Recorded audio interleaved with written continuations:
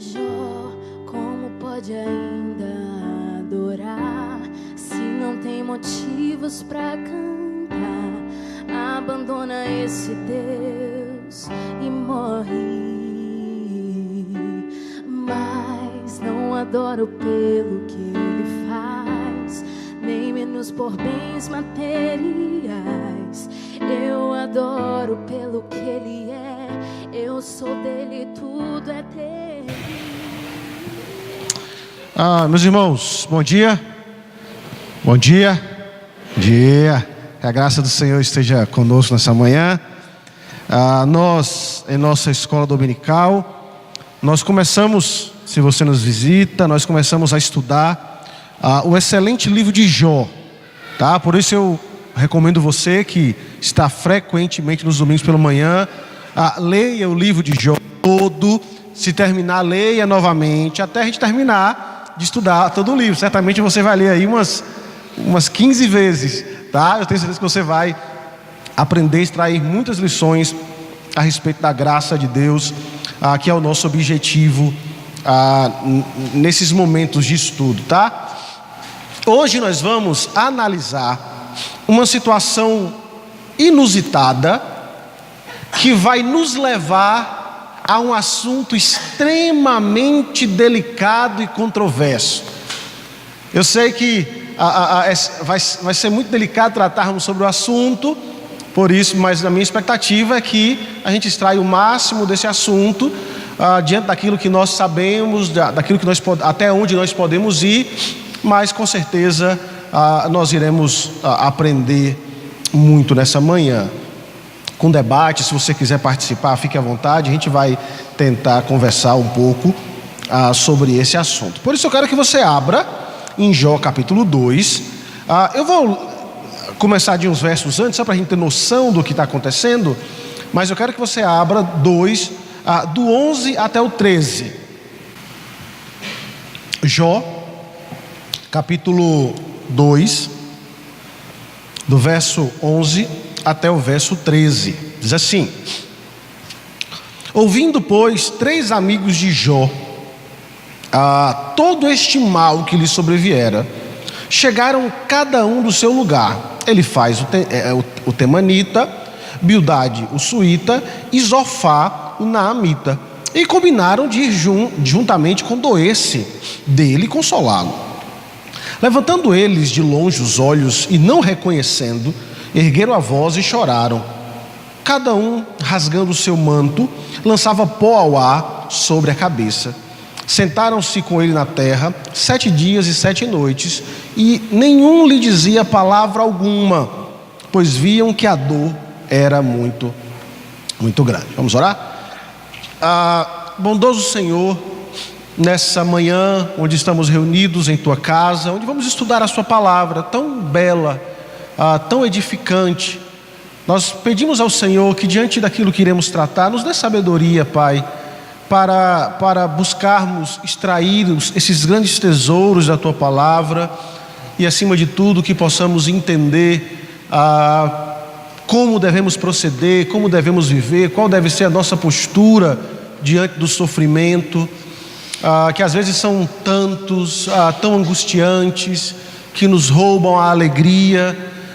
Nos ajude a entender qual deve ser a nossa postura, Senhor, frente a tudo isso. Que o Senhor possa, sim, nos ajudar nessa manhã e nos dar a compreensão da tua verdade. É o que eu te peço, Pai, em nome de Jesus. Amém e amém. Irmãos, nos últimos estudos nós começamos a tratar aqueles grandes eventos e grandes catástrofes na vida de um homem chamado Jó.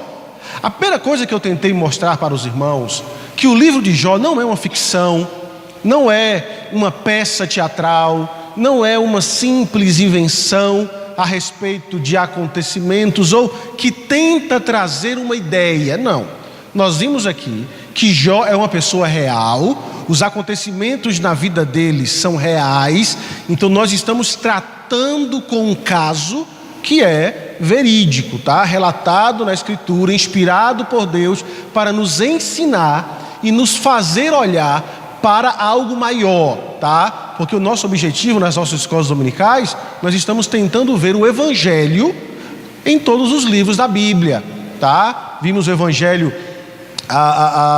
em Juízes e em tantos outros, né? Nós estamos tentando compreender que toda a Escritura, que os livros da Escritura não são informações soltas, mas que todos eles estão relacionados, amarrados, ligados a um assunto comum, que é a história da redenção, tá? Então isso nós estamos vendo. Então começamos a ver essas questões no livro de Jó. E agora, quando nós chegamos ao nosso texto, uma cena nos chama a atenção, tá? Uma informação estranha, que depois de tudo que Jó passou, de todo o sofrimento, nos é introduzido nessa trama, nessa história, tá? Alguns amigos que decidiram ir visitar Jó para lamentar, para chorar, para consolar aquele homem que passava por tamanho sofrimento, tá? E o que nos chama a atenção, o que nos causa estranheza, é a postura desses amigos, tá? Olha o verso 13, por favor. Olha o que diz o verso 13. Porque lá diz assim: sentaram-se com ele na terra 7 dias e 7 noites, e nenhum lhe dizia palavra alguma, pois viam que a dor era muito grande. Olha, veja bem. O texto nos diz que esses amigos ficaram 7 dias em silêncio. Por que isso? Alguns comentaristas sugerem que era comum numa visita como essa, as pessoas, os visitantes, só falarem quando o anfitrião ou falasse primeiro, ou desse a oportunidade para alguma das pessoas falarem. Outros dizem que não tem nada a ver, que não é isso que está acontecendo aqui. Mas enfim, qualquer que tenha sido a razão, esse teria sido um silêncio ensurdecedor, não é verdade? Ensurdecedor e agonizante. Porque eu não sei se é comum para mim como pastor acabar fazendo esse tipo de coisa, mas não sei se, eu creio que vocês também já passaram por isso, mas vocês já visitaram e já passou uma noite na cabeceira de alguém que estava à beira da morte, de alguém que já estava sofrendo com dores e morrendo. Você percebe que o silêncio nesse momento é algo terrível? Você já percebeu? Você não sabe o que falar. O que você vai falar numa hora dessa? A pessoa está morrendo de dor, sofrendo, angustiante, aquele sofrimento doloroso. Qual é a palavra que vai confortar aquela pessoa naquele momento de dor? Às vezes as palavras não servem. Às vezes o simples silêncio e a sua presença já é extremamente reconfortante, porque a pessoa sabe que não está só naquele instante. Mas se você já passou por isso, às vezes as palavras nos faltam para tentar consolar aquele que está em dor. E realmente é difícil. Agora eu fiquei imaginando aqueles homens, e eu vou explicar algumas coisas para vocês aqui a respeito do sofrimento de Jó, que a gente vai até o final do capítulo 3, que é algo extremamente impactante, tá? Eu fiquei imaginando aqueles 3 homens olhando para Jó e em silêncio, Jó sofrendo, gritando, eu vou mostrar para vocês já, com cacos afiados, raspando as feridas, e ninguém dizendo absolutamente nada. Um cheiro insuportável, porque a esposa de Jó disse que sentiu o cheiro dele de longe, e as pessoas ali do lado, sem dizer absolutamente nada. Você consegue imaginar essa cena? Não é 15 minutos, que às vezes as nossas visitas demoram no máximo 1 hora, 1h30, e a gente sem saber como agir. Não, 7 dias. Você imagina isso? 7 dias sem dizer absolutamente nada. Não há nada o que fazer, não há nada o que dizer que seja apropriado ou útil durante esse tempo.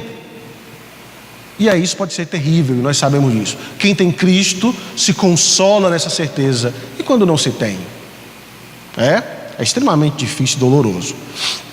E os amigos de Jó experimentaram isso, tá? Experimentaram essa experiência tão difícil. Só que O silêncio de Jó, ele é quebrado com uma ainda mais terrível e súbita explosão de ruídos que saem dos lábios daquele homem. Porque Jó vai expressar tudo o que ele está sentindo em palavras, tá? Mas o interessante é que a informação que nos mostra isso, por vezes não é entendida por nós. Quer ver? Vamos lá.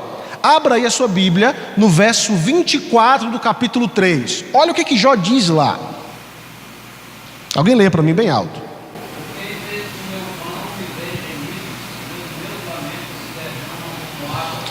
Ok. O que você entende por gemidos e por lamentos? O que você entende por gemidos e lamentos? Sim, expressões de dor, né? Mas como eles são? Quando você pensa em alguém gemendo, o que vem à sua cabeça? Dor,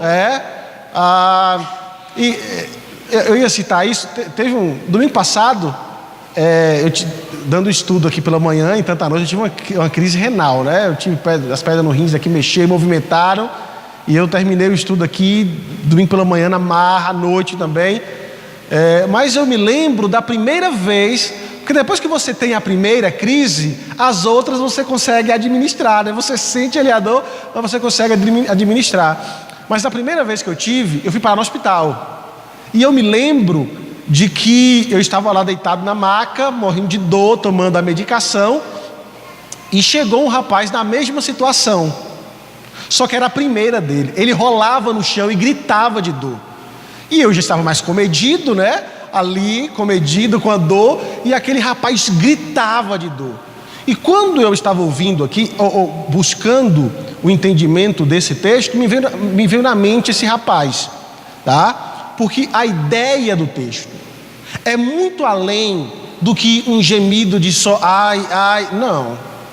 A ideia que nós temos aqui, e eu vou mostrar para vocês, é algo extremamente forte.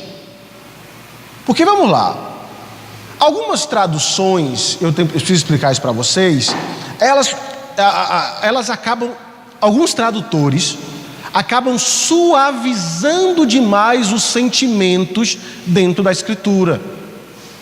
E isso às vezes é muito danoso. Não é que a Escritura esteja errada, não. A pessoa que traduziu a Escritura de uma língua para outra acabou suavizando os sentimentos. E esse suavizar acaba não expressando a totalidade daquilo que está sendo sentido pelo personagem. Por exemplo, nós já citamos aqui isso várias vezes, isso é um exemplo bem comum para mostrar. O texto diz: e amou a Jacó e aborreceu a Esaú.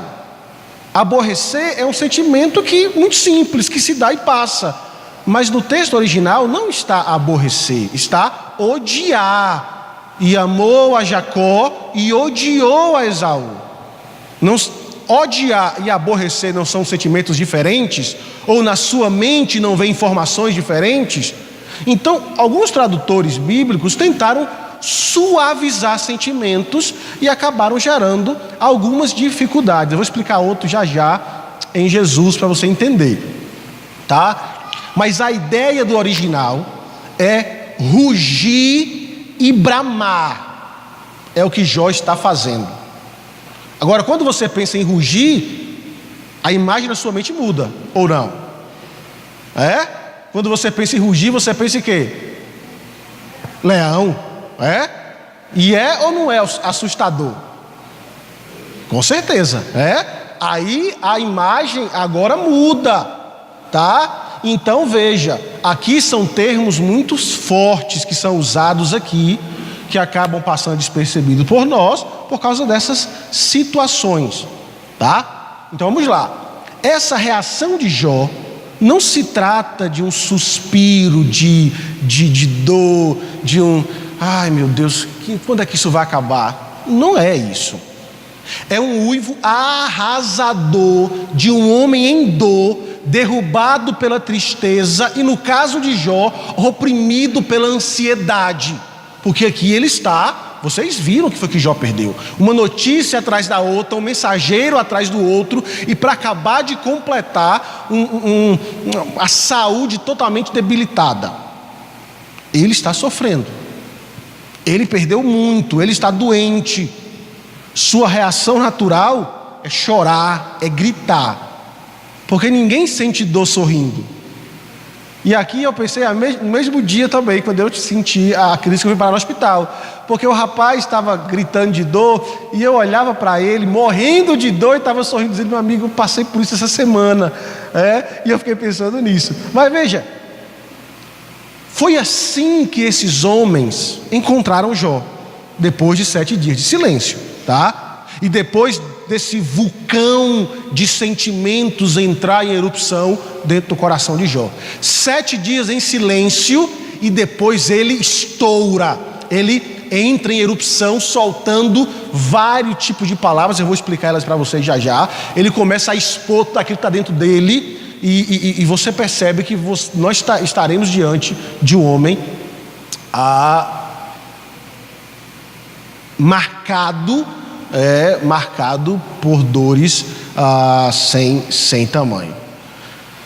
Certamente, como eu também expliquei no nosso primeiro estudo, mesmo entendendo que esse livro ele é sobre um personagem real, tá? Ele foi escrito, ou nos foi dado para o entendimento é que ele foi lido para uma plateia, tá? Ele foi lido para um grupo de pessoas. Então você precisa também ter em mente o auditório que estava ouvindo. Você consegue imaginar o auditório ouvindo o narrador dizer assim: e eles permaneceram 7 dias em silêncio, e então Jó solta o grito desesperador. E aí os ouvintes ou a plateia pensando: qual será esse grito? Ou será que ele vai blasfemar contra Deus depois de tudo que ele passou? Será que é agora que nós veremos? A gente acaba não pensando assim, porque nós temos a revelação completa. Você já, numa sentada, você já lê tudo, você sabe o que acontece. Mas os ouvintes aqui não. Eles estão na tensão da trama. Eles estão na tensão do acontecimento. Vocês assistiram aquele filme Tubarão? Vocês lembram de Tubarão? Que passava aquela musiquinha, aí você imaginava o que vai acontecer agora. Será que o tubarão... É a mesma ideia. As cenas elas vão chegando a um ápice, e os ouvintes: e agora? O que vai acontecer? Então é isso que está acontecendo aqui.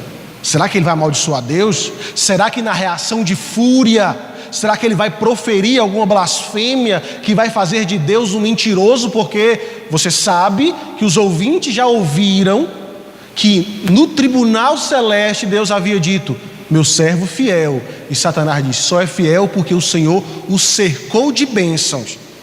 E eles pensaram: será que é agora que ele vai mostrar que Deus estava errado?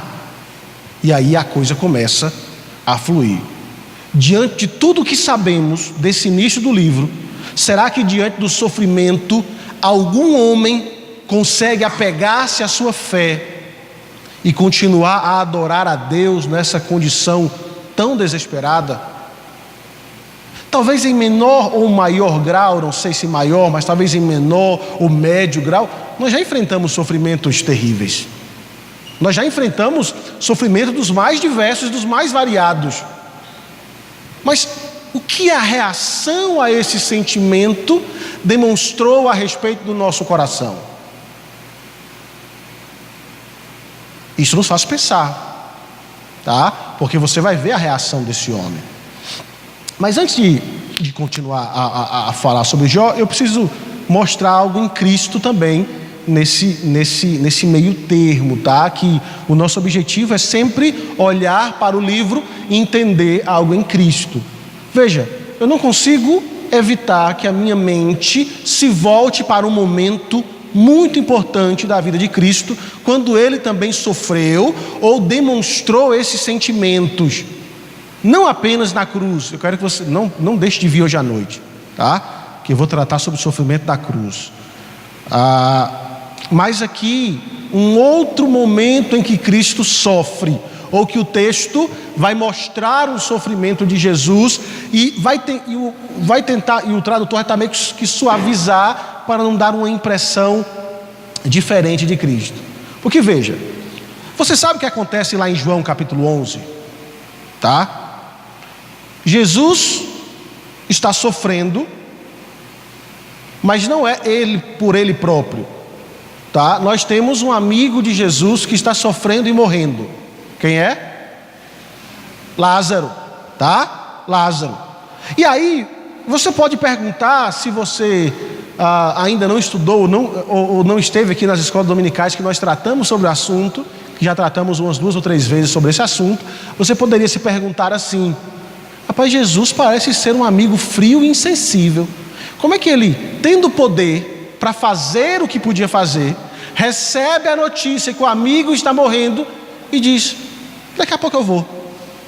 E passa-se alguns dias, e quando ele não, agora eu vou, mas já morreu, não adianta. Você pode pensar: pai, isso não é amigo de verdade, porque se fosse amigo de verdade, ele tinha corrido para lá, né? Não é assim que a gente pensa?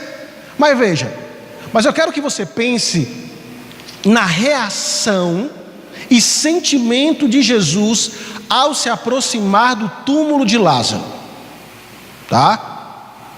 Porque eu creio que nenhum de nós, se nós estivéssemos no lugar de Jesus, com a capacidade de ressuscitar os mortos, tá? Que por uma só palavra pudesse ressuscitar os mortos, como é que você se aproximaria do túmulo? Tá? Triste ou feliz? Não, calma aí. Você sabendo que você tem a possibilidade, a capacidade de ressuscitar alguém, de ressuscitar aquela pessoa, como é que você se aproximaria dele? Triunfante, não? Você vai mostrar para todos que você tem a capacidade. Lázaro, saia para fora, né? Isso aconteceria naturalmente, porque se você tem a capacidade, você não vai. Mas mesmo Jesus tendo essa capacidade, não é assim que ele se aproxima do túmulo. João capítulo 11, 33 diz assim: Jesus, vendo chorar, e bem assim os judeus que a acompanhavam, agitou-se no espírito. Guarde esse termo, tá? Agitar-se em espírito, e comoveu-se. No versículo 33 diz: Jesus chorou. No versículo 35 diz: e Jesus, agitando-se novamente em si mesmo, encaminhou-se para o túmulo. Essas palavras transmitem uma imagem de emoção sem igual na pessoa de Jesus. É ou não é? Porque Jesus não apenas derramou uma lágrima solitária, e nem estava perturbado pelas pessoas que estavam chorando pelo morto, mas o texto diz que ele se agitou, que ele chorou e que se ele se agitou o espírito. Como explicar esses sentimentos em Jesus? Como explicar? Porque veja, a palavra traduzida como agitando-se novamente em si mesmo, ou agitando em espírito, ela não é uma palavra no original comum no Novo Testamento. Ela descreve, ela é mais Vamos lá, os que gostam de café aqui. Quando você vai fazer café, você bota água no fogo, tá paradinha, quietinha. Quando você água e leite, tá? Porque o leite é mais terrível ainda. Aí quando você coloca no fogo, depois de um tempo, o que acontece com a água? Ela começa a borbulhar. Por que ela está borbulhando? Porque aí se você vai na química, né, há uma movimentação física, sei lá, há uma movimentação da coisa. E o que acontece com o leite? Derrama, vem. Aí se você virar o rosto num segundo, perdeu o leite. E derrama toda aquela situação. A ideia do texto aqui no original, a palavra aqui é esse borbulhar de água fervendo. Jesus estava sentindo isso. O que Jesus estava sentindo? ao ver aquela cena? O texto descreve a emoção mais próxima de raiva, que era o que Jesus estava sentindo. Como entender Jesus com raiva?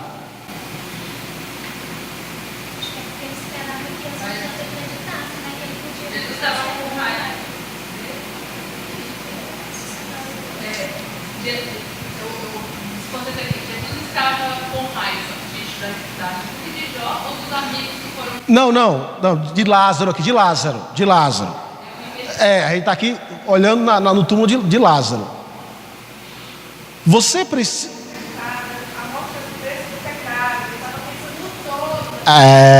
Isso aí. Você precisa ter em mente que você não foi criado para a morte, que a morte é consequência do pecado. Ele não está chorando simplesmente porque perdeu um amigo. Claro, o amigo está vendo a ideia do sentimento das pessoas que estão ali, mas o choro é tanto que quando ele vai, ele não se dirige para as pessoas. Calma, gente, não é assim. Ou não, ele vai diretamente para o túmulo. A raiva dele, o sentimento dele está ligado às consequências do pecado. E outra coisa, Jesus também está ali preparando os seus discípulos para entender que o ápice do sofrimento não deveria levá-los ao pó, porque ele veio para vencer a morte, tá? Porque daqui a algum tempo seriam os discípulos no lugar de Marta e Maria, chorando por Jesus morto. E se os discípulos não entendessem a capacidade de Jesus de vencer a morte, qual seria a reação deles? Fugir. Eles fugiram. Ou desesperar. Estavam desesperados.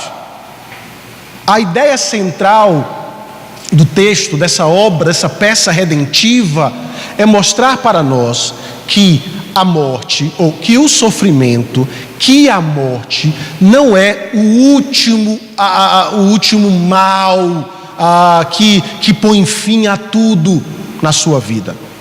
Que você precisa olhar para Cristo, tá? Porque é nele que está a esperança. E ele vai, chama Lázaro para fora, Lázaro ressuscita, tá? E ele está ali ensinando aos discípulos e nos ensinando a respeito dessa verdade. E aí veja como Jó está ligado a Jesus. Você vai ver hoje à noite, né, sobre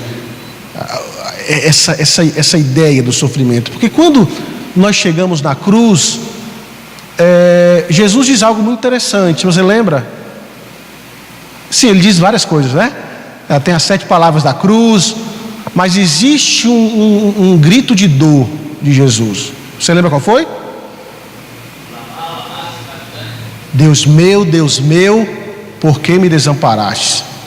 E não foi como eu disse, porque a ideia de Jó é uma antecipação do verdadeiro Jó, tá? Nós falamos aqui que o sofrimento de Jó é uma antecipação daquilo que vai ser de maneira plena. Se você sentiu a dor de Jó em perder família, em perder bens, em perder casa, imagine Cristo que está sentindo. Porque assim, as pessoas dizem, mas ele era Deus. Pense bem, ele sofreu como homem. Ele deixou um estado que não existia sofrimento. Ele saiu de um estado que não existia nada do que você pensa como dor, como choro, como sofrimento, como lamento.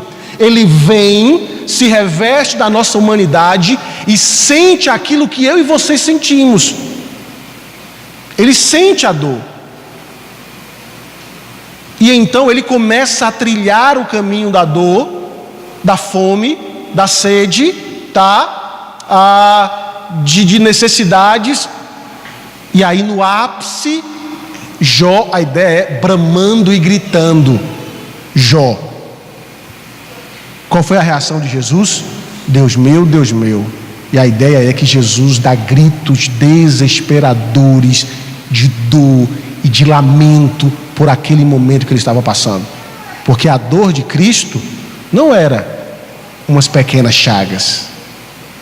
Eu vou explicar sobre isso à noite, sobre a dor. Mas não era apenas umas chagazinhas aonde ele está com um cacozinho coçando. Não é o inferno sobre ele. Inclusive a gente às vezes tem a tendência a pensar em Deus como se fosse um ser totalmente impassível, e não se deixa ter sofrimento para ele, quando ele toma o sofrimento para si, sabe tomar toda a humanidade para si. Ele sabe tomar, mas sabe tomar de um modo perfeito, como diz o Filipenses, que Cristo tomou para ser a forma de homem e não teve glória. Sim.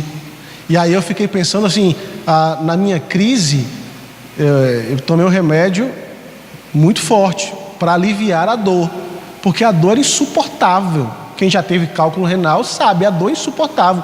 Eu tomei um remédio que eu não conseguia, eu estava aéreo do remédio que eu tomei. E aí eu vou tocar nesse assunto. Não sei se você já percebeu, mas é impressionante como a escola dominical, o assunto da escola dominical se liga de noite, toda vez. Não é arquitetado, né? Mas as coisas sempre se ligam. Mas quando chega no ápice da dor de Jesus, as pessoas tentam dar para ele vinho e mirra, né? Para anestesiar. E ele diz: não, Jesus vai sentir a dor, tá? Ele vai sentir a dor. Então veja,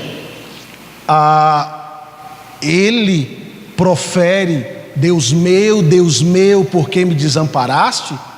Não são palavrinhas ou sussurros, são palavras desesperadoras de um homem que é 100% homem e que estava sofrendo como homem a totalidade do inferno. Esse é Jesus, tá? Maior do que Jó. Maior do que Jó. Olhando aqui Jó, nesse momento aqui, parece que Jó aqui está igual para o Salmo 73, né? Que a gente observa que Jó é um homem respeitado, reconhecido, um homem lindo diante do Senhor. Parece que chega esse ponto aqui, parece que ele entra em parafuso, né? Porque essa é igual o Salmo 73, olha, será que valeu a pena servir o Senhor? Eu acho que esse ponto aqui é o ponto chave desse início dessa luta de Jó, né? Tendo em vista a atividade que tinha com os filhos, a atividade que tinha com Deus, e aqui começou a travar ali aquela luta, né? Que estava sendo moído como Cristo, né? Deus meu, por que me desamparaste? Né? Como Cristo estava sendo ali moído ali, sendo esmagado ali pelo nosso pecado, pelas nossas transgressões, pelo pecado do povo, e a gente vê que Jó estava ali também agonizando, que não tinha nem o que falar. Mas o que eu fiz?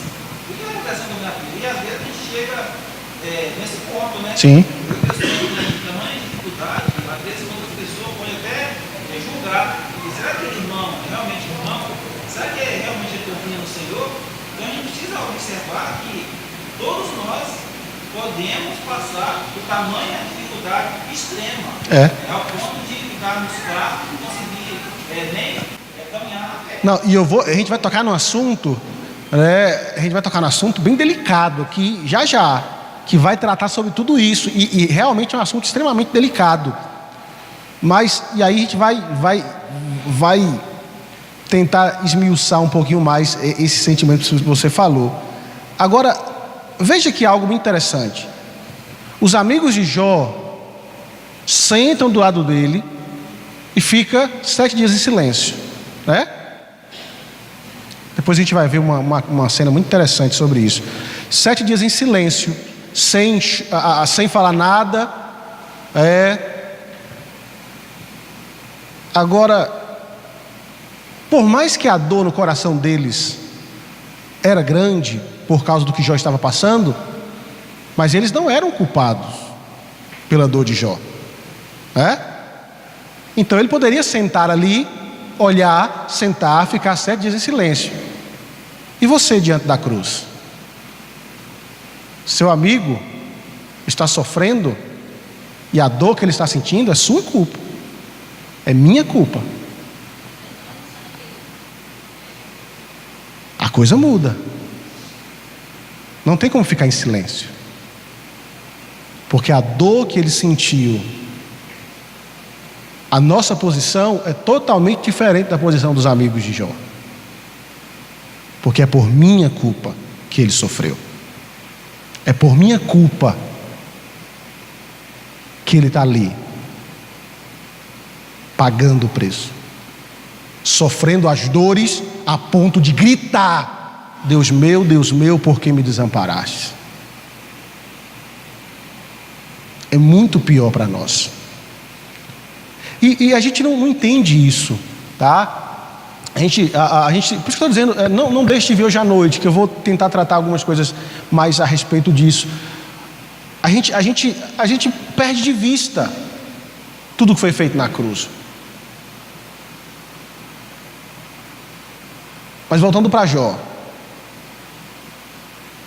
depois veja o que está envolvido nesse grito de Jó, tá? Veja o que está envolvido nesse desespero. Olha as palavras proferidas por Jó, que precisam ser vistas com esse ápice de sentimentos, com essa explosão de sentimentos dentro do seu coração. Porque se você olhar o capítulo 3, permaneça a sua Bíblia aberta no capítulo 3,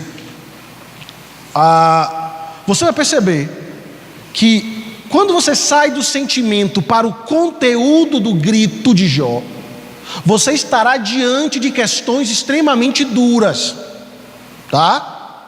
Por quê? Porque esse monólogo de Jó, quando ele está falando, ele começa a subir escadas, a progredir em questões que parecem ser impossíveis para ele naquele primeiro momento, tá? Mas que ele desejava. Porque veja, a gente não vai ler aqui, depois talvez a gente leia uma parte ou outra, mas se você olhar do capítulo 3, do verso 3 ao verso 10, ele deseja que não tivesse nem mesmo nascido, nem mesmo sido concebido, não é isso? Se você olhar, está lá ele dizendo: pereça, verso 3, pereça o dia em que nasci e a noite em que se disse, foi concebido um homem. Olha, o homem está sofrendo e ele diz que que a dor, olha bem, tá? A dor que ele estava passando, o sofrimento e a angústia dele, o levou a proferir uma palavra onde ele desejava não ter nascido, porque o sofrimento era muito. Em segundo lugar, do verso 11 ao verso 19, ele diz que preferia ter sido abortado, tivesse morrido no útero. Olha o verso 11: por que não morri eu na madre? Por que não expirei ao sair dela? E em último lugar, ele diz assim, olha irmãos, veja bem, onde a gente vai tocar aqui o assunto, tá? Ele diz que todos aqueles que sofrem deveriam ter a permissão para morrer rapidamente. Do verso 20 até o verso 26. Por que se concede luz ao miserável e vida aos amargurados de ânimo, que esperam a morte e elas não vêm? Olha que dor. Veja bem, qual é o tema desses 3 pontos tratados por Jó? Morte, o desejo da morte. Sim, isso. Olha aqui, olha para onde nós vamos caminhar, tá? Durante todo o desabafo de Jó, de falar tanto sobre morte, é significativo que ele não tivesse nem amaldiçoado a Deus e nem mesmo levantado a possibilidade do suicídio como opção. Porque ele diz, era melhor não ter nascido, ou era melhor ter sido abortado. Tudo é morte. E ele ainda diz: para os que sofrem, seria melhor morrer rápido, para não passar por esse sofrimento todo. Mesmo com todo esse desejo de morte, o suicídio não é uma opção. E quando a gente trata de suicídio, sempre é muito delicado, tá? Quando a gente fala sobre suicídio, porque embora os desejos de Jó sejam expressos em linguagem vívida, seu conteúdo é simples. O que ele está dizendo aqui é que a morte seria melhor, só que os desejos dele são desejos inatingíveis. Mas isso aí eu acho extremamente importante, essa parte dele mostrar essa dor, esse desespero, esse desejo pela morte, para nos colocar nessa situação que nós muitas vezes podemos nos encontrar em situações parecidas, tal. E isso faz com que as pessoas que estão de fora tiveram a possibilidade de ver que mesmo ele passando por tudo isso, ele vai ser capaz de mostrar a sua fé. Não, mas porque assim, uma coisa é certa: Jó está sendo fiel aos sentimentos dele, porque o que ele queria naquele momento, pelo que ele estava passando, o melhor era a morte. Sim, o melhor era a morte, porque iria acabar com tudo. Mas veja bem, nós não estamos falando aqui de céu e inferno, tá? Nós estamos falando de sentimentos reais e de acabar com esses sentimentos que ele está sentindo. Então veja, porque há uma linha muito tênue aqui entre querer morrer para fugir da dor, entenda, e quando Deus não age, a pessoa ser levada a tirar a própria vida. Sim, e ele não questionou a ação de Deus. Sim, isso. Então veja, sua fidelidade está no fato de que ele não ultrapassa os limites que Deus colocou para ele. E portanto ele não faz por si o que somente Deus tem o poder de fazer.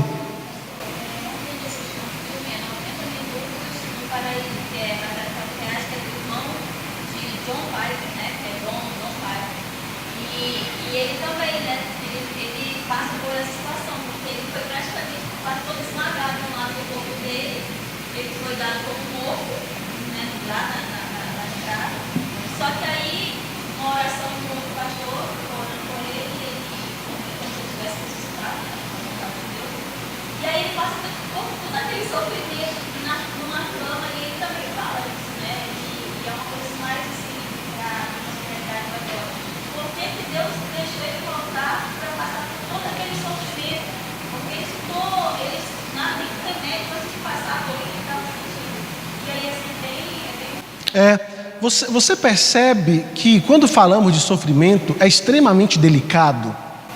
Mas aqui, o que eu vejo aqui no ele não questiona por que isso está acontecendo. Sim.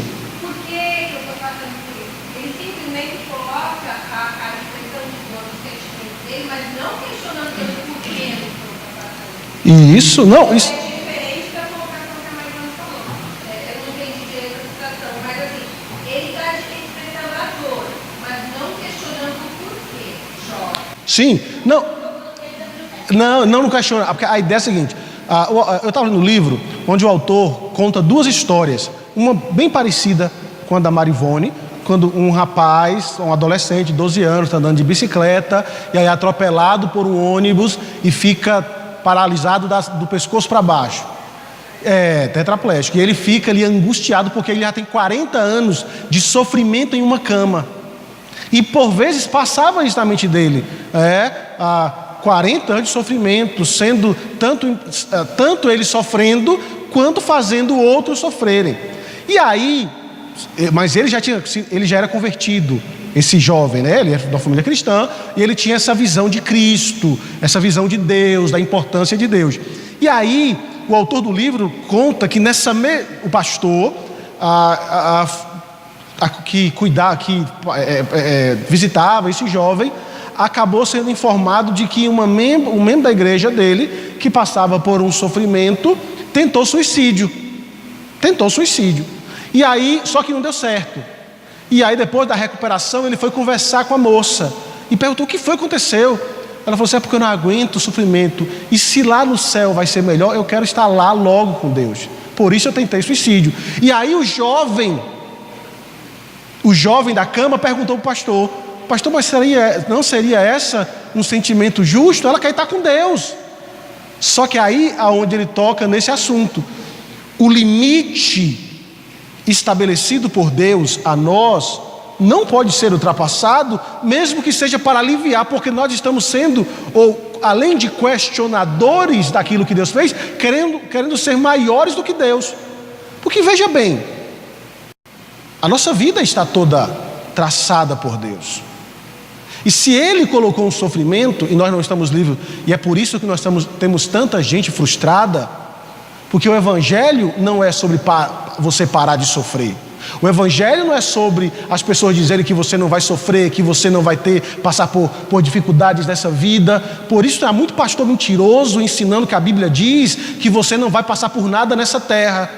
Isso não é verdade, porque o fato de ser crente não quer dizer que nós estamos livres de um câncer, de perder um filho num acidente. Eu sei que isso é doloroso falar isso, e o fato de ser crente não quer dizer que nós estaremos vivendo uma vida passando por um tapete de pétalas de rosa até o final. Não, isso não é o Evangelho.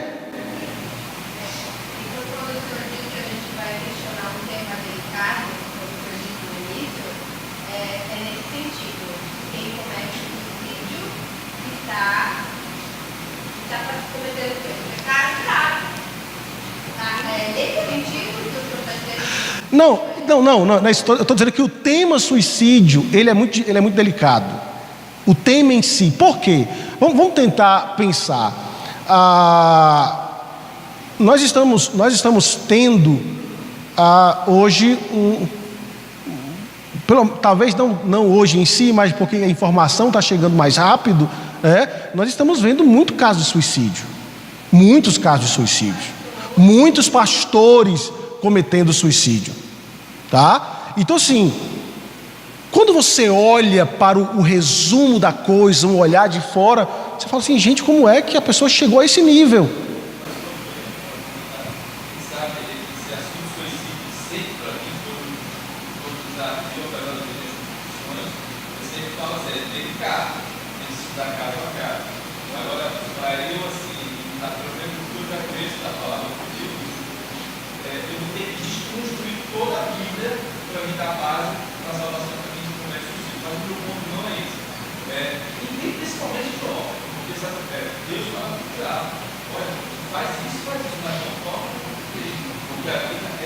Sim.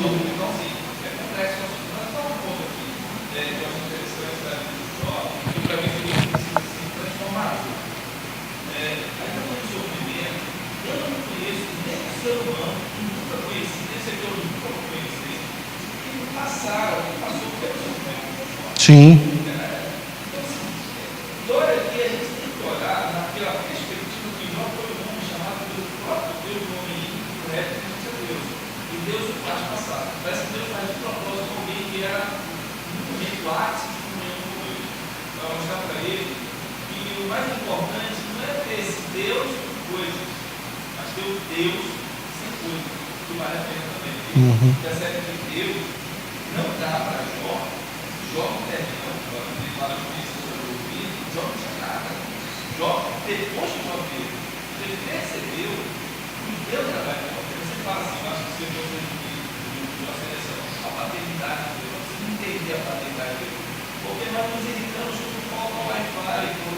Sim.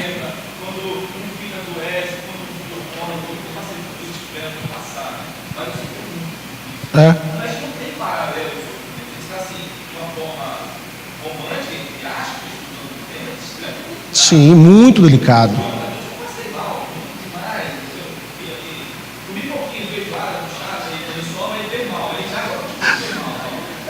Melhorado. Eu fiquei assim, aquela dança de morte, horrível. Isso não tem nada a ver com o porque ele sabe que ele vai ser como maestro. Não, é isso mesmo. Isso mesmo. Se você pegar a atenção, porque a ideia do livro de Jó, a ideia do livro de Jó é você entender o seguinte: você precisa olhar para Cristo, tá? Você precisa olhar para Cristo. Deixa eu fazer só um parêntese aqui, como nós falamos. A ideia do caso do suicídio, ela é extremamente delicada, né? Eu conheço gente boa que diz que quem suicida está condenado. Eu não sou capaz de decretar fim da alma de ninguém. Eu não posso fazer isso. Eu sei que tem gente que diz que está decretado, como tem muita gente boa que diz o seguinte, que o suicídio não é um pecado imperdoável, que o pecado perdoável é a blasfêmia contra o Espírito Santo, tá? Então, a ideia da blasfêmia contra o Espírito Santo está ligado ao caráter redentivo de ser Cristo Messias, que Israel, a blasfêmia contra o Espírito Santo foi direcionada a Israel como nação, porque não reconheceu a pessoa do Messias e por isso como nação estava condenada. Então assim, nós temos essas linhas. É por isso que é muito difícil tratar sobre algo que a gente não está lá para ver. Tá? É muito delicado. Sim. Realmente é um assunto.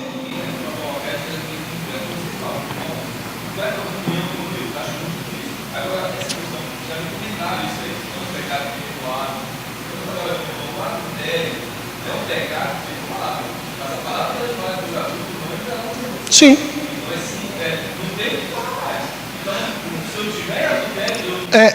Sabe qual é? Não, claro. E a grande questão é que, se você for pensar nessas cláusulas, você olhar assim: o adúltero, o assassino, o beberrão, não entrarão no reino dos céus. Mas quem é que não é adúltero, quem é que não é assassino e quem é que não é beberrão?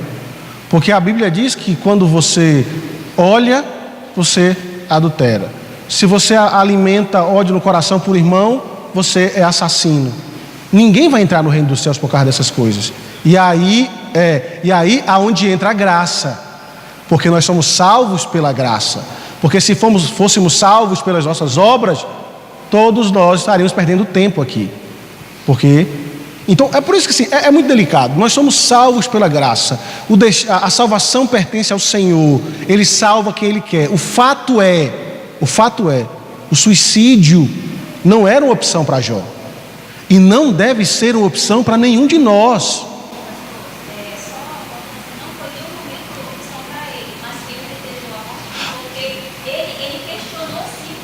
Sim.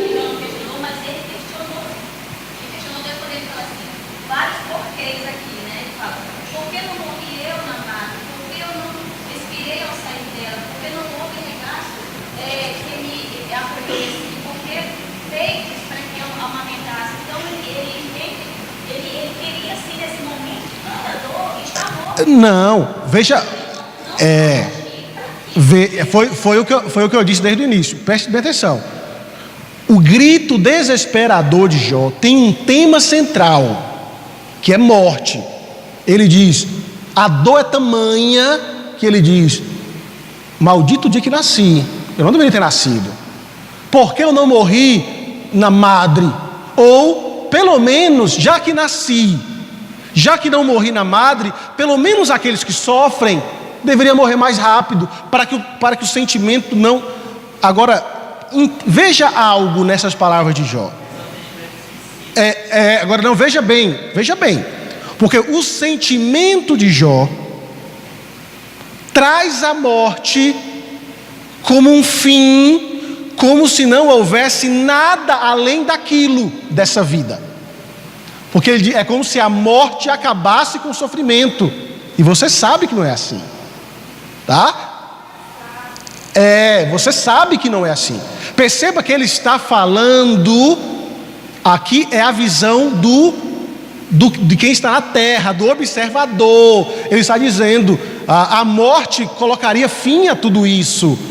Tá? E aí eu vou mostrar a questão redentiva aqui de Cristo, que é muito importante para que você entenda. E outra coisa, irmãos, olha como essa ideia da morte, ela sempre, do suicídio ou desse alívio momentâneo aqui, está sempre ligada a sentimentos que nós temos relacionados ao nosso bem-estar ou aquilo que nós prezamos ser bom. Por exemplo, como se mais ou menos, pense bem, o que foi que Saul, depois que perdeu tudo, que achou que ia ser preso, ser humilhado pelo exército inimigo, o que Saul pede? Chega para o rapaz e diz: pega a tua espada e me mate para que eu não passe por isso. E o rapaz diz: não, meu, eu não posso fazer isso. Aí ele vai, pega a espada e faz. Você percebe que existe essa é bem complicado. Mas tem que lembrar que tem aquele caso de Sansão. Sim. É um suicida, mas ele fez aquilo pelo reino de Deus. Tanto até que a maioria dos teólogos afirma que, caso seja para aumentar o reino de Deus, se for para o bem de Deus, pode haver questão. Mas O caso de Ambrósio de Milão fez o caso de comentado que tinha caso de 40 mulheres que teriam se suicidado para não delatar outros cristãos, né, que ele está enrolando. E aí elas vão comemorar como heroínas. sim.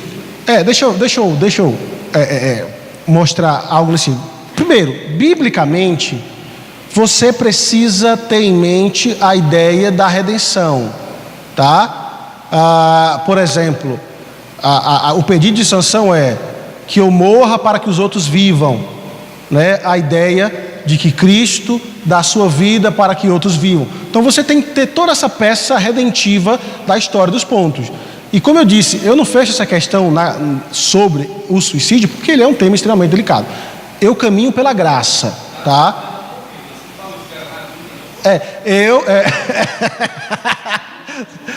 Pois não, irmão. Colocando uma vírgula aqui, deixando uma pausa no suicídio, a nossa lei brasileira, ela permite a eutanásia e a morte assistida de alguém que já está em leito de hospital, estado vegetativo, que não tem condições, segundo as leis médicas, de voltar à normalidade. Então a lei brasileira permite aos pais, à família, se houver um consenso, de ligar os aparelhos, né? Bem literalmente falando. Qual seria a orientação que o senhor daria para uma família que estivesse passando por isso? Não querendo jogar o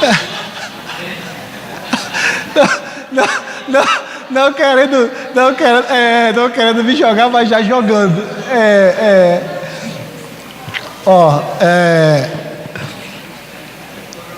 Esse é um tema extremamente delicado, porque você está filmando, né? O perigoso é isso. É um tema extremamente delicado. Assim, graças a Deus, eu não passei por isso ainda. Talvez possa passar. Mas hoje, pensando assim, eu não sei o que responder. Porque assim, é uma questão muito difícil. Claro que você preserva a vida, você entende essa questão da vida. Tem muitas questões pelo fato de que teve morte cerebral. Então, assim, são muitas questões que precisam ser analisadas. Porque assim, por mais que você, friamente falando, você tem que ter muito cuidado em tratar. Inclusive, eu me inscrevi agora para fazer um outro mestrado, eu vou agora em maio lá, que vai tratar sobre aconselhamento em crises, algo relacionado assim, a essas coisas. E eu espero aprender como tratar com esse tipo de situação, porque assim, sentimentalmente, ou pensando aqui no sentimento, é extremamente difícil você orientar. A grande questão é que você precisa entender que o Senhor é a vida, que nele nós temos vida eterna, tá? Que nós precisamos descansar nele, que ele é aquele que diz que nele não há morte. Claro que é muito difícil ver aquela situação, né? E antes da Alessandra falar, por exemplo, nós temos alguns casos onde tanta gente, eu vi uma reportagem essa semana de pessoas que morrem porque ninguém doa órgãos.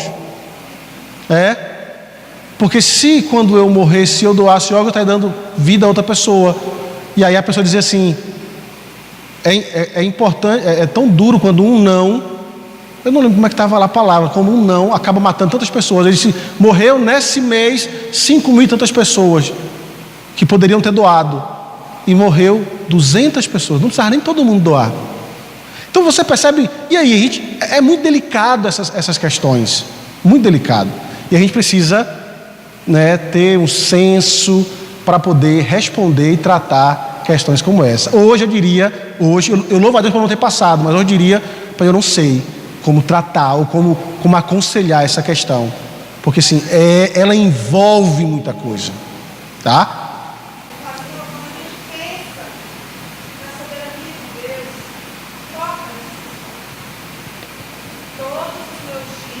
Sim.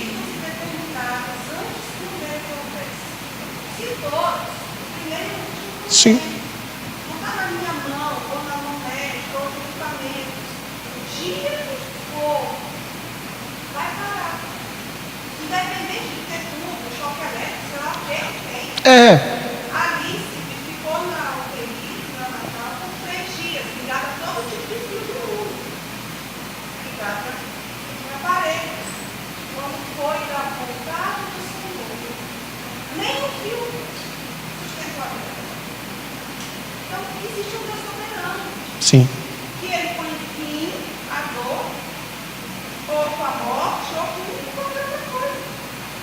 Nós temos que partilhar com isso que ele é soberano.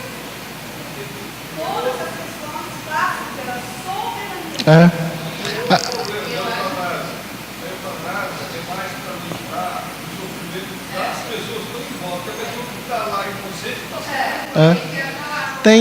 Tem toda. Foi o que nós falamos, tem muita coisa envolvida nessa questão. E aí você fica pensando, o que fazer? E aí onde nós falamos, a nossa situação, ou a nossa postura em todos os aspectos da vida, é confiar e descansar no Deus que controla todas as coisas.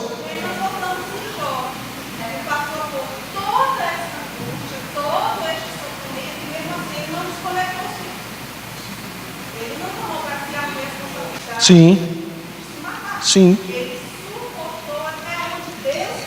E é aí onde eu preciso que você olhe, tá? Porque a ideia central é aquele que pode dar alívio às nossas dores é Cristo.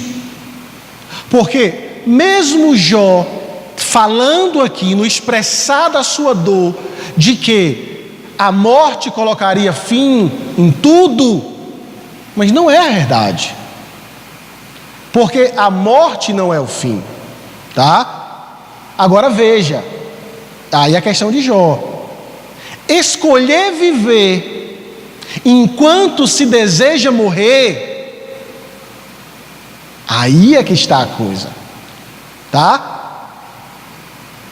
É completamente diferente. Ele entende que o desejo dele, ele expressa, era aquele. Só que ele não toma o caminho para promover aquilo. Ele se mantém, porque em tudo isso Jó não blasfema contra Deus. Porque ele sabe que Deus é o doador da vida. Ele não disse isso? Mulher, acaso ele não dá o bem, também não pode dar o mal? Porque ter os sentimentos não é errado. Olha a nossa humanidade, olha Cristo. Pai, se possível, afasta de mim esse cálice. Ele era 100% homem. Mas aí eu vou tocar nesse ponto também. Jó não toma o caminho mais fácil.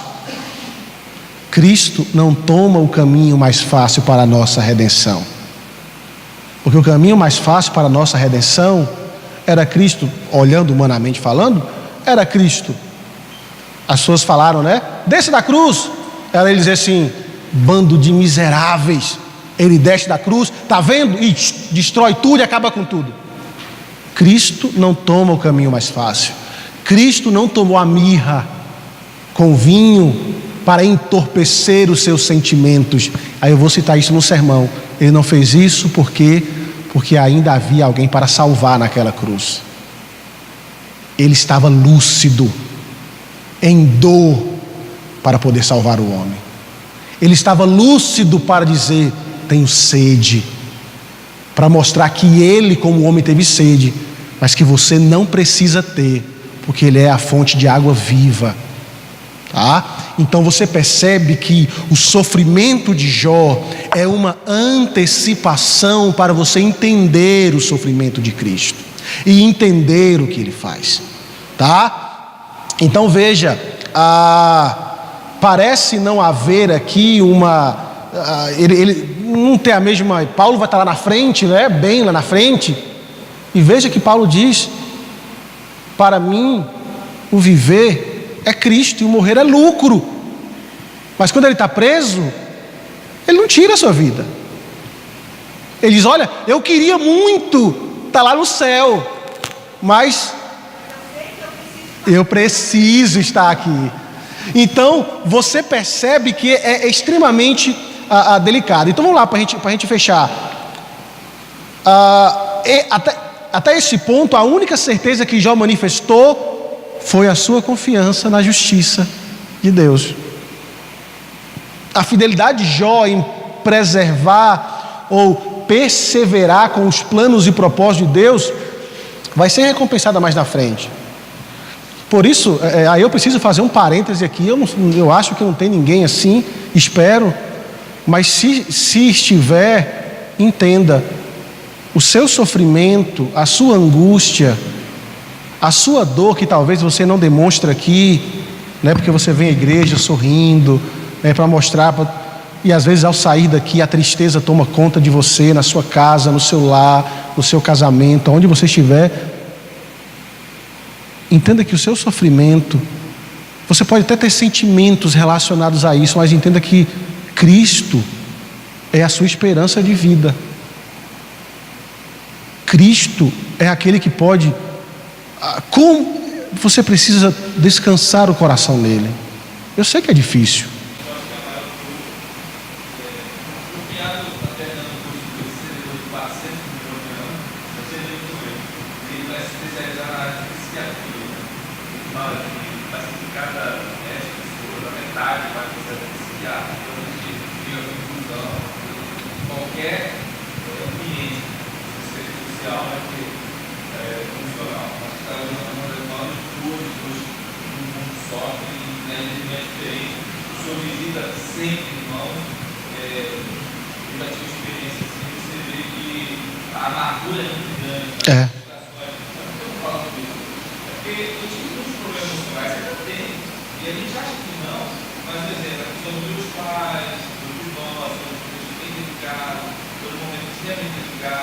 Isso aí, a gente acha que não, que Jesus não, talvez isso te afeta, isso vai te levando. E hoje eu vejo assim, eu só vou sintetizar o que chama de história. É muito legal você ter conhecimento, vai ter um estudo. Mas olha, quanto Deus tem trabalhado lá na vida diária, eu digo mais que você espiritualizar. Você olhar para Deus como um trato de Deus. Quando a gente está lendo, estava no jeito disso essa semana, pergunto como é que Deus é bom, quando Ele tratou as minhas amarguras, as minhas angústias, elas ainda existem. Mas Ele vai trabalhando, que eu acho que é a pior de todas. Sabe qual é o muito difícil para mim?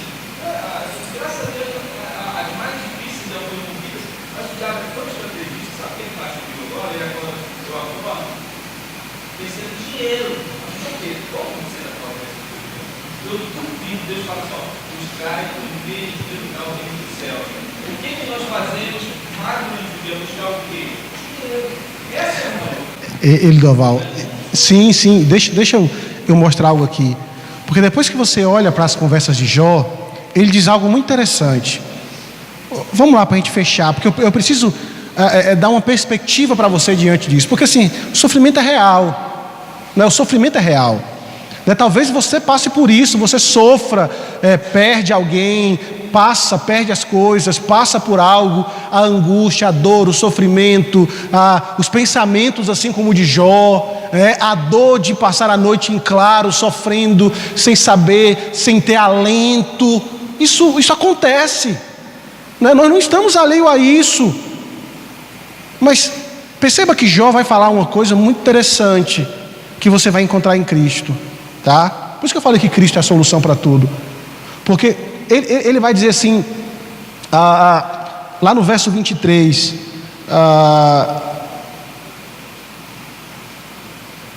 ele diz assim: por que se concede luz ao homem cujo caminho é oculto e a quem Deus cercou de todos os lados?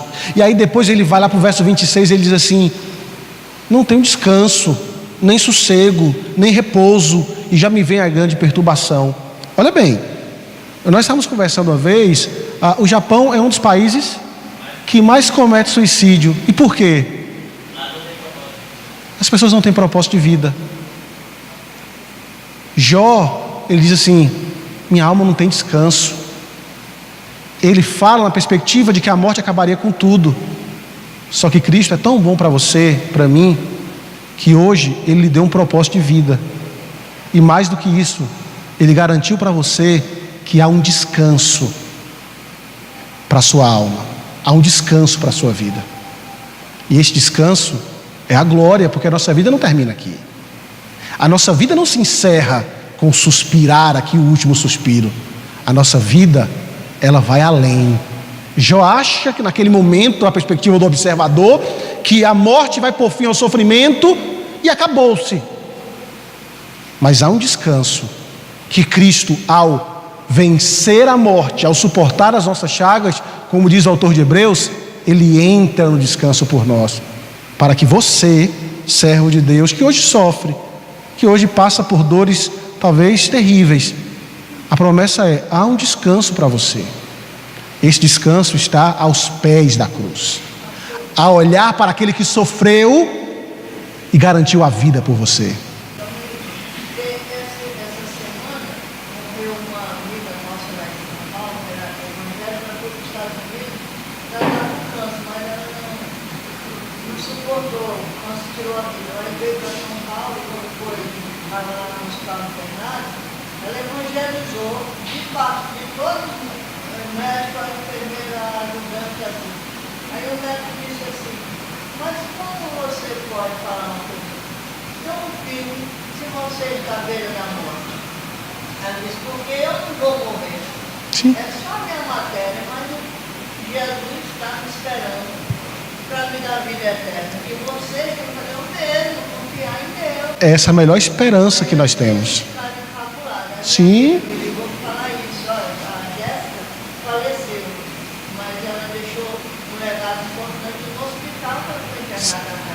Porque quando Cristo é a esperança, a coisa tem um propósito de vida, tá? Então assim, eu sei que é difícil, realmente é, mas Cristo é a nossa esperança, porque Ele deu um motivo de vida a nós. E aí eu termino com o texto de Hebreus, quando o autor de Hebreus diz: portanto, temos também nós, visto que temos a rodear-nos de tão grande nuvem de testemunhas, desembaraçando-nos de todo o peso e do pecado que tenazmente nos assedia, corramos com perseverança a carreira que nos está proposta, olhando firmemente para o autor e consumador da nossa fé, Jesus, o qual, em troca da alegria que lhe estava proposta, suportou a cruz, não fazendo caso da ignomínia, está assentado à destra de Deus. Ele suportou a cruz. Sim, ele bradou em alta voz, ele disse que estava: Deus meu, por que me desamparastes? Mas esse sofrimento não foi à toa, foi para dar sentido à sua vida, foi para que você entenda que o seu sofrimento, ele é passageiro, porque a expectativa que temos é que nós entraremos nesse descanso, um descanso para a alma que Ele garantiu para nós. Jó tinha pouco vislumbre desse dia, mas não foi empecilho para desistir. Hoje nós temos um grande vislumbre que é real, que é verdadeiro. As coisas do presente século não se comparam naquilo que é por vir, naquilo que será por vir para nós. Você não está só diante da dor, você não está só diante do sofrimento. Cristo está ao seu lado, te abraçando e dizendo: eu sei o que é sofrer, por isso eu estou aqui para te consolar. Console-se aos pés daquele que dá sentido à sua vida, que é Cristo Jesus. Deus os abençoe, Deus os ajude. Esses estudos assim sempre tomam, sempre tem muitas situações, e a expectativa é que Deus possa nos abençoar e Deus possa nos ajudar. Vamos orar? Vamos falar com o nosso Senhor. Muito obrigado, Deus, porque por mais que Jó, ao lamentar e ao proferir tantas palavras, falava que não havia descanso para ele. Sim, aquele momento era extremamente de dor e de extrema angústia. Mas eu te louvo pela época que vivo. E o Senhor foi muito gracioso para conosco, que nos colocou nesse período da história. Porque hoje eu posso olhar para trás em meio aos meus sofrimentos e às minhas dores e às minhas lutas e entender que há um descanso para mim. E entender que Cristo conquistou o descanso para nós. Mas eu te peço, Senhor, que mesmo certo disso, nós sofremos, nós enfrentamos dificuldades, angústias. Quantas famílias sofridas, doloridas por tantos acontecimentos, quantas almas angustiadas não existem hoje. Talvez quantos dos que aqui estão sofrem calado, por dores da alma, por angústias, por tantas situações.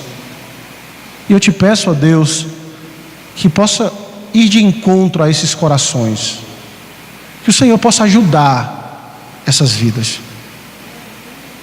Conforte, console, faça olhar para o descanso que o Senhor conquistou a elas,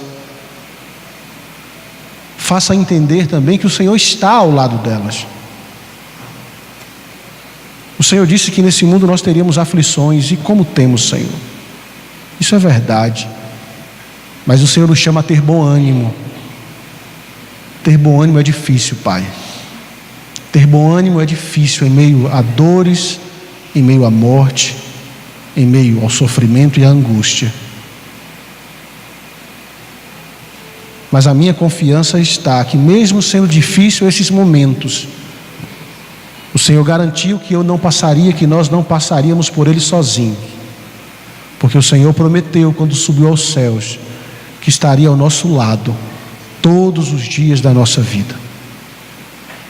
Nos ensine a chorar aos teus pés, nos ensine a lamentar aos teus pés, nos ensine a aprender e a confiar diante daquele que teve tamanha dor, a ponto de bradar a sua dor naquela cruz, mas ficou ali até o fim para garantir que há um descanso para o povo de Deus.